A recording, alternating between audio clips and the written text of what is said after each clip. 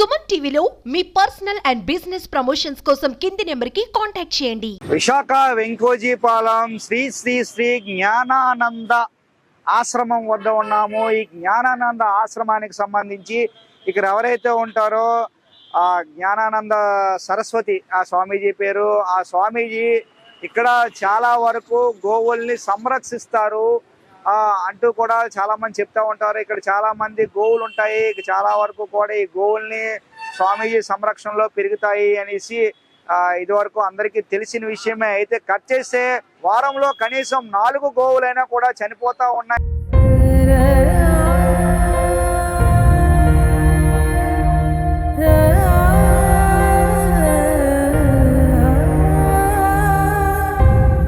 హిందువులు అచ్చంగా పూజ చేసే గోమాతలోకి ఈ రోజున మేము చుట్టుపక్కల స్మెల్ రావడం, ఇది మా నోటీస్ రావడం ఈరోజు వచ్చాము. మేము చూస్తుంటే ఇప్పుడు ఎవరు స్వామీజీ కోసమే కాంటాక్ట్ చేస్తే స్వామీజీ లేడని చెప్పారు.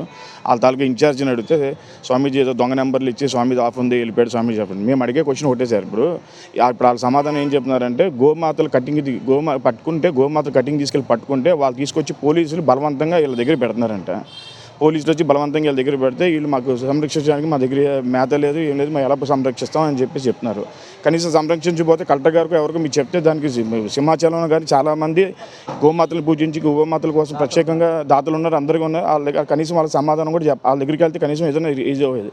వీళ్ళు ఎటువంటి యాక్షన్ కూడా తీసుకోకుండా అందులో రెండోది ఏంటంటే గోమాతలు ఇక్కడ ఈ మధ్యకాలంలో ఈ వారంలో 3 చచ్చిపోయినాయి. మీరు చూస్తున్నారో లేదో, ఎవరైతే చచ్చిపోయిన ఆవుని అక్కడే పూజ చేస్తున్నారు. చుట్టుపక్కల కొన్ని వేల మంది ఉంటున్నారు, జనం ఉంటున్నారు. ఈ డీకంపోజ్ అయిపోయి ఆరోగ్యం అయిపోతే గోమాతను చూసుకునే విధానం మీద ఎవడి స్వామీజీ ఇడు దొంగ స్వామీజీ ఈ స్వామీజీ ఇక్కడ ఫోన్ నెంబర్ ఉండదు, అడ్రస్ ఉండదు, ఏముండదు, ఇంట్లోకి వెళ్తే లేడని చెప్పిచ్చేస్తున్నారు. ఈ చుట్టుపక్కల ఎవరైతే గుడి లోపల ఉన్నారో ప్రతి ఒక్కరు కూడా దీనిలో వాటాలు ఉన్నాయి. ఆఖరికి గోమాతల మీద వ్యాపారం చేస్తున్నారు. దీన్ని తక్షణం ఇప్పుడు మేము కలెక్టర్ గారి దగ్గర రిపోర్ట్ చేయడానికి వెళ్తున్నాం అన్నమాట. వాస్తవంగా చెప్పాలంటే గో సంరక్షణ జరుగుతుంది అనే ఉద్దేశంతోనే ఇన్ని రోజులు జ్ఞానానంద ఆశ్రమం నడుస్తుందని చెప్పేసి మేము అనుకున్నామండి. ఇప్పుడు ఇక్కడికి వచ్చిన తర్వాత పరిస్థితి చూస్తే గుండె తరుక్కుపోతుందండి. ఏ ఆవు చూసినా కనీసం ఒక్క ఆవు కూడా పుష్టిగా లేదు. ఇక్కడ మొత్తం దాని ఎముకలు బయటికి కనబడుతున్నాయండి. కళేబరాల్లో ఉన్నది ఏదో దాన్ని చనిపోయిన తర్వాత కళేబరం మీద మనం ఏదో తోలు కప్పితే అలాగుందో ఏ ఆవును చూసినా అలాంటి పరిస్థితి కనబడుతుంది. ఇంచుమించుగా 200 ఆవులు చిల్లర ఉన్నాయి. కానీ వీటిల్లో ఇక్కడ ఏవైతే బయటకు మనం కనిపిస్తున్నాయో ఇక్కడ అన్నీ కూడా గొడ్డుపోయిన ఆవులు మాత్రమే ఉన్నాయి. అలాగే పాలిచ్చే ఆవులు మాత్రం చాలా జాగ్రత్తగా లోపల ఉన్నాయండి.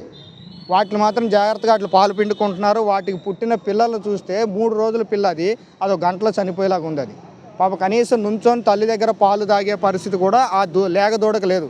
ఇలాంటి పరిస్థితుల్లో ఈ ఆశ్రమంలో ఇలాగ గోవులు రేపో మాపో ఇంకొక 5-6 చనిపోయే పరిస్థితుల్లో ఉన్నాయి. ఇంత జరుగుతున్నా సరే ఇక్కడ ఆశ్రమం వాళ్ళు స్పందించకపోవడం, వీళ్ళు చేయలేనప్పుడు ఇన్ని గోవుల్ని ఇక్కడ తీసుకోవడం దేనికి? మేము చేయలేని పక్షంలో అవసరమైతే ఏ కలెక్టర్ ఆఫీస్కి ఒక నోటీస్ పెట్టేసుకొని మేము చేయలేమండి అని చెప్తుంటే గవర్నమెంట్ ఏదో వాళ్ళు తీసుకోవాల్సిన నిర్ణయం వాళ్ళు తీసుకుంటారు. లేదు మీ ఇక్కడ యానిమల్ హస్బెండరీ ఉంది, యానిమల్ హస్బెండరీ వాళ్ళకి అప్పచెప్పండి ఇక్కడ ఇన్ని గోవులు తీసుకొస్తున్నారని చెప్పేసినని. మాకు ఎక్కడెక్కడి నుంచో యలమంచిల నుంచి వస్తున్నాయి, పాయికరావుపేట నుంచి వస్తున్నాయి, వాళ్ళు పోలీసులు తీసుకొచ్చి ఇక్కడ అప్పచెప్తున్నారు అని చెప్పేసినట్టు. మరి ఏ పోలీస్ డిపార్ట్మెంట్ తీసుకొచ్చి ఆవుల్ని ఇక్కడ వాళ్ళకి అప్పచెప్పిందో కనీసం ఆ డీటెయిల్స్ వీళ్ళ దగ్గర లేవు. మరి ఆవుల్ని ఇంత బలవంతంగా వాళ్ళు కటింగ్కి వెళ్ళిపోతున్నాయి అని చెప్పి కటింగ్కి వెళ్ళిపోతే పాపం నిజంగా ఆ మాట అనకూడదు. ఒక్కరోజు చనిపోతాయి, ఇక్కడ ఉంటే గంటకి చచ్చిపోతున్నాయండి. అవి తాగడానికి ఇంచుమించు 200 ఆవులకి ఒక్క చుక్క నీళ్ళు లేకపోతే డ్రైనేజ్లో వాటర్ తాగుతున్నాయి. ఇప్పుడు చూసాం, కావాలంటే ఇప్పుడు మీరు చూస్తారంటే ఆ వీడియో కూడా మీకు ఇప్పుడు ఇస్తాము. డ్రైనేజ్లో వాటర్ గుళ్ళో ఏవైతే దేవస్థానాల లోపలికి అడుగుతున్నాయో ఆ కడిగిన వాటర్ కింద డ్రైనేజ్లు చూస్తుంటే ఆ నీళ్లు తాగుతున్నాయి. చూస్తే పరిస్థితి మాత్రం చాలా విచారకరమైన పరిస్థితుల్లో ఉన్నాయండి గోవులు.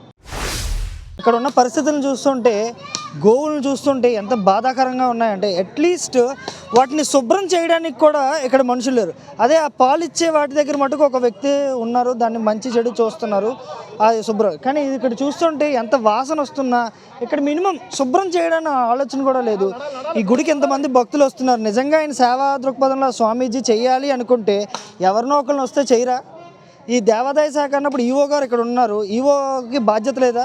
గుడి శుభ్రత చూసుకోవాల్సిన బాధ్యత లేదా? ఈవో గారు ఏం నిద్రపోతున్నారా? ఈవో గారు గుడి శుభ్రంగా చూడాలి అన్న బాధ్యత ఈవో గారికి ఉందా లేదా? అది కూడా మీరు ఒకసారి బాధ్యతగా ఈవో గారు కూడా తీసుకోవాలి. స్వామీజీ కూడా దీన్ని శుభ్రత పాలిచ్చే వాటికే కాదు వీటికి కూడా తీసుకోవాలి. ప్రత్యేకించి శ్రద్ధ తీసుకోవాలి. అక్కడ చనిపోయిన, నిజంగా చెప్తున్నాను, ఆయన బాధ్యత గల స్వామీజీ అయితే చనిపోయిన వాటిని మన సంస్కారం ప్రకారంగా వాటిని గొయ్య తీసి వాటిని చేయాల్సిన బాధ్యత ఈయనకుంది. కానీ ఈయన ఏం చేస్తున్నారు, వాటి మీద పెంట వేస్తారా? ఎంత నీచం కాకపోతే పెంట వేయవలసిన అవసరం ఏంటని, ఇతను పోతే అదే చేయాలా? ఊరు అంతా ఈయన మొహమ్మే కొట్టాలి పెంట తీసుకొచ్చి. దాన్ని బాధ్యతగా తీసుకుని ఇకపైనైనా ఇలాంటివి జరగకుండా తీసుకుంటే అందరూ కూడా ఈయన్ని హర్షిస్తారు. లేదంటే అదే పెంట, ఏవైతే ఆవు పెంట రేపొద్దున ఆయన మొహానికి వేసి కొడతారని కూడా ఇది తెలియజేస్తున్నాను. ఒక గోని పూజిస్తే సమస్త దేవతలు కూడా పూజించినంత పుణ్యం వస్తుంది. అదే ఒక గో హత్యకు పాల్పడితే సమస్త పాపాలు కూడా చేసినంత పాపం తగులుతుందంటూ కూడా హిందూ పురాణాలు చెప్తా ఉన్నాయి. సనాతన ధర్మ పరీక్షలో భాగంగా వీరందరూ కూడా ఇక్కడికి వచ్చారు. వచ్చి గోవుల పాలిట ఇక్కడ జరుగుతున్న ఏదైతే స్వామీజీ ఆశ్రమం ఉందో, జ్ఞానానంద ఆశ్రమం జరుగుతున్న అవకతవకలు పూర్తి స్థాయిలో వీరందరూ చూసి కంటతడి పెట్టిన సందర్భాలు కూడా కనిపిస్తున్నాయి. ఏదేమైనప్పటికీ కూడా ఇప్పటికైనా అధికారులందరూ స్పందించి ఈ ఘటనపై పూర్తి స్థాయిలో విచారణ జరిపి ఆ గోవులను సంరక్షించి ఎవరైతే ఇటువంటి అఘాయిత్యాలకు పాల్పడుతున్నారో వారందరిపైన కఠిన చర్యలు తీసుకుంటారని అందరితో పాటు మనం కూడా ఆశిద్దాం. కెమెరా పర్సన్ సత్యప్రసాద్తో చందు, సుమన్ టీవీ, విశాఖపట్నం.